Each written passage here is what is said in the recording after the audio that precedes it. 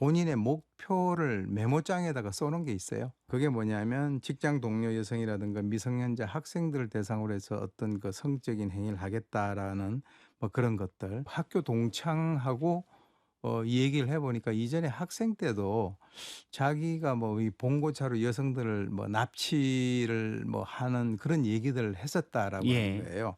성적인 환상이라든가 환타지 또는 어떤 그 성범죄에 대한 그것을 지속적으로 가지고 있었다라고 하는 굉장히 중요한 하나의 그 증거가 될 수 있다는 거죠. 이뿐만이 아닙니다. 검찰이요. 장윤기가 범행 후에 인터넷에 검색한 기록도 확보했는데요.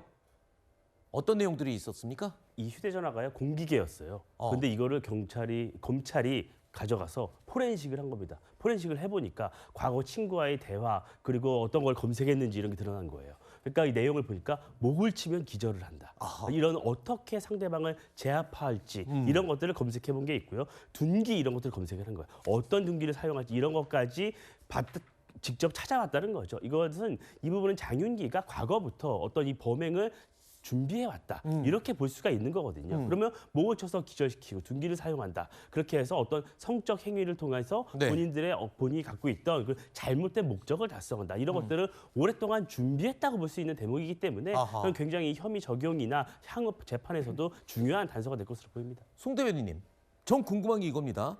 자, 근데 이걸 검찰이 포렌식해서 찾아냈다는 거예요. 근데 요즘 흔한 범죄 드라마나 영화에도 나오는데 이런 범죄자를 잡으면 제일 먼저 핸드폰 뺏고 포렌식하고 그리고 인터넷 집에서 뭐 검색했는지 찾아보는 게 그거는 뭐 상식적이잖아요.